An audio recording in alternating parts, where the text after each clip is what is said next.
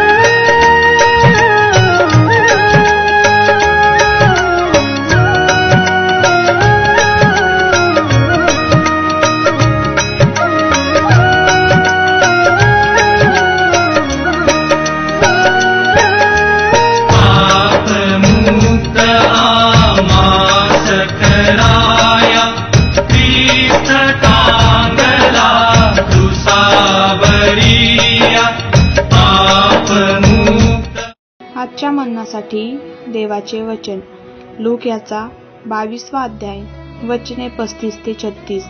Look याचा 22वा अध्याय वचने 35 ते 36। आणखी त्याने त्यांना म्हटले, मी तुम्हास पिशवी, झोळी व पायतणे घेतल्याशिवाय पाठविले तेव्हा तुम्हास काही उणे पडले का? ते म्हणाले, नाही। त्याने त्यांना म्हटले, पण आता तर त्याच्याजवळ पिशवी आहे, त्याने ती घ्यावी, तसेच झोळीही घ्यावी, आणि ज्याच्याजवळ तलवार नाही त्याने आपले वस्त्र विकून ती विकत घ्यावी। ती मी तुम्हास सांगतो, तो अपराध्यात गणलेला होता। असा जो शास्त्रलेख आहे तो माझ्या ठायी पूर्ण झाला पाहिजे, कारण माझ्याविषयीच्या गोष्टी पूर्ण होत आहेत। देवबाप वाचलेले वचन आपणा सर्वांसाठी आशीर्वादित करो। प्रिय प्रभूच्या नावाला धन्यवाद असो की आजची सुंदर वेळ देवबापाने आपणा सर्वांच्या आयुष्याला जोडली। आजचे वाचलेले शास्त्रभाग लूक शुभवर्तमान 22वा अध्याय वचन 35 ते 37। या ठिकाणी आपण येशू ख्रिस्ताला पकडण्या अगोदरची घटना पाहत आहोत। वचन 35 आपल्याला सांगते की ख्रिस्ताला अनुसरणाऱ्या प्रत्येक व्यक्तींना कशाही वस्तूची कमी पडत नाही। येशू ख्रिस्त आपल्या शिष्यांना म्हणतो, मी तुम्हाला पिशवी किंवा झोळी व पायदाने न घेता जाण्यास किंवा तुम्हाला पाठवलं त्यावेळेस तुम्हाला काही कमी पडलं का? शिष्यांचं उत्तर आहे की आम्हाला कुठल्याही वस्तूची कमी पडली नाही। माझ्या प्रियानो, खरंच देवाने सांगलेल्या नियमानुसार, देवाने सांगलेल्या देवाच्या वचनानुसार जर आम्ही ख्रिस्ताच्या मागे चालतो तर कुठल्याही वस्तूची आम्हाला कमी होत नाही, वान पडत नाही। आणि हे सत्य आहे। देवाच्या प्रत्येक लोकांनी या विषयावर, या गोष्टीचा अनुभव आपल्या जीवनात केलेला आहे। त्याचप्रकारे वचन 36-37 आपल्याला सांगते, प्रभू आपल्या शिष्यांना म्हणतो, परंतु आता तुम्ही पिशवी घ्या, व झोड्या पण घ्या. त्याचबरोबर आपले वस्त्र विकून तुम्ही तलवार बनवा. ख्रिस्त असं काय म्हणतो? तर माझे प्रणव, शास्त्रलेख जो ख्रिस्ताविषयी होता तो पूर्ण करण्यासाठी प्रभू हे आपल्या शिष्यांना म्हणतो आहे. यासाठी की प्रभू स्वतःला अपराध्यांचा संगी म्हणून ओळखलं जावं. यासाठी अपराध्यांचा संगी आपण पवित्र शास्त्र दुसरा कोरिंथी त्याच्या 5 आणि 21 जर आपण वाचलं, सांगते की आमच्यासाठी अपराधी झाला, ख्रिस्त आमच्यासाठी अपराधी झाला की आम्ही नीतिमान व्हावं. तो नीतिमान 1 पेत्र त्याच्या 3:18 सांगते की प्रभू नीतिमान पुरुष होता पण आमच्याकरिता तो अनीतिमान झाला. माझ्या प्रियांनो, ख्रिस्ताने या सर्व मानवजातीसाठी जे केलेलं आहे ते अद्भुत आहे. प्रभू येशू ख्रिस्ताने स्वतःला मानवजातीसाठी पूर्णरित्या समर्पित केलेलं आहे आणि त्याकरिता देवबापाने जी योजना केली होती ती योजना पूर्ण करण्यासाठी ख्रिस्त मागे फिरला नाही. तो बिलकुल त्याच मार्गाने स्वतःला घेऊन जात आहे आणि ही घटना आपल्याला स्पष्ट करते की येशू ख्रिस्ताने देवाने ठरवून दिलेल्या प्रत्येक वचन आपल्या जीवनाच्या द्वारे प्रभूने पूर्ण केलेलं आहे. माझ्या प्रणव, आज आमच्यासाठी देखील देवबाप्पाची विशेष इच्छा असेल. काय आपण त्या पूर्ण करतो का?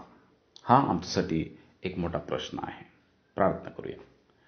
देवबाप्पा, आम्ही तुला धन्यवाद, तुझी स्तुती करतो की ही सुंदर वेळ तू दिलीस आणि सुंदर वचनाकरवी आमच्याशी बोललंस की प्रभू, ख्रिस्त नीतिमान असूनही आमच्यासाठी अनीतिमान ठरला. प्रिय प्रभू, त्या नीतिमान परमेश्वराची आठवण सदैव आम्ही पवित्रतेने करून त्याला गौरव देणारं जीवन जगावं प्रभू, यासाठी आमची सहाय कर. देवा धन्यवाद. प्रार्थना ऐकलीस प्रभू येशूच्या नावात. आमेन.